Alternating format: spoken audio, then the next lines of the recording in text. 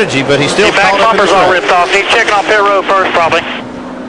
Yeah, Ruderman has a lot of damage with his Toyota. You see Kyle Busch coming in behind him, so he will not make it 4 in a row here.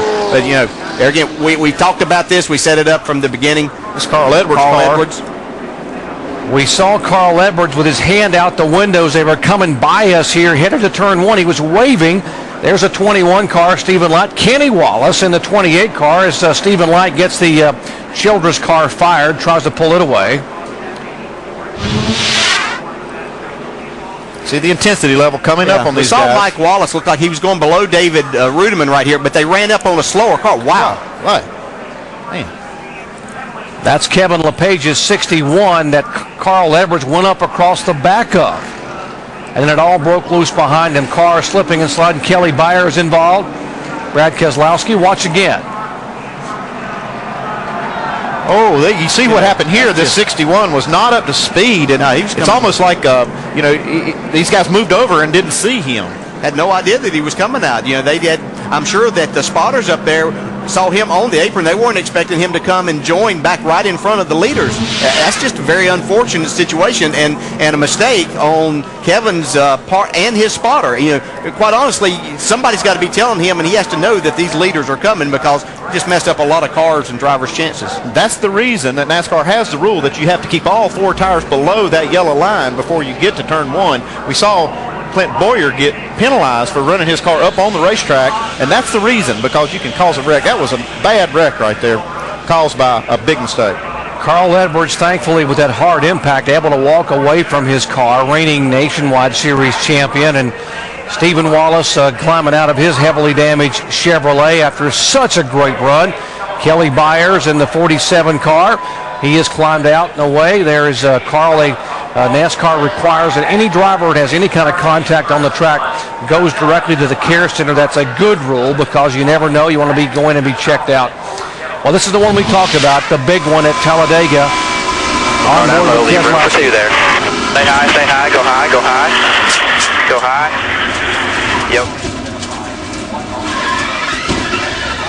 Now David Ruderman's onboard camera. We'll show you what David... Hold up there. Lab car just wrecked the whole field, Jerry. Kyle Busch thought he could hang back and avoid trouble, but it was not to be. He was involved as well. These guys at this point are going through the tri-oval and just racing as they normally would. You see that 88, 59, one back. Slow one down low. Watch this. A huge mistake on Kevin LePage's part to pull up front of this group.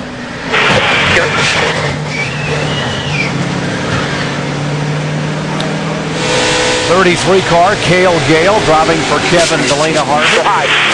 Back it down. Come on down. Kid from Mobile, Alabama, coming home to drive on his home racetrack in a Nationwide car for the first time. He was involved.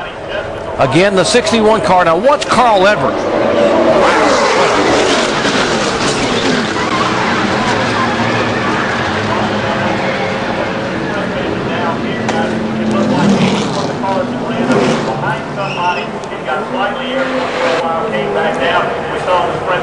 Looking up across the racetrack from turn 1, there comes Reed Sorensen just sliding right over the camera.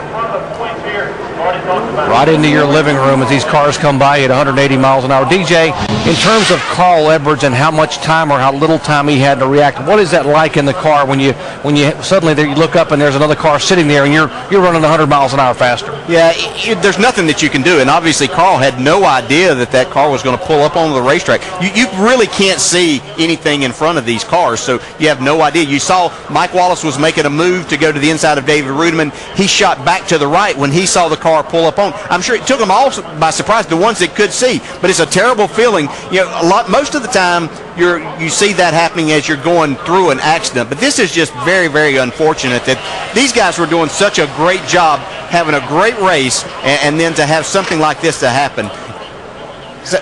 we're seeing that right now these guys can't work on these cars under the red flag condition. They can look at them and see what they need to what tools they're going to need, what all they're going to need to fix, but they are not allowed to work this time. So it's just a very unfortunate situation, and one that really could have and should have been avoided. Yeah, no excuse for that kind of an accident right there, because there's rules in place. NASCAR has strict rules on these cars staying below that yellow line till they get to the corner, and Kevin should have stayed below that line.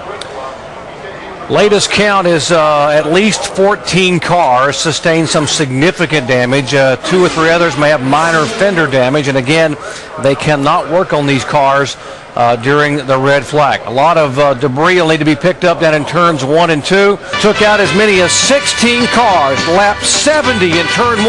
Hard impact. Back with more updates in just a moment. The ring of fire. The taste of love is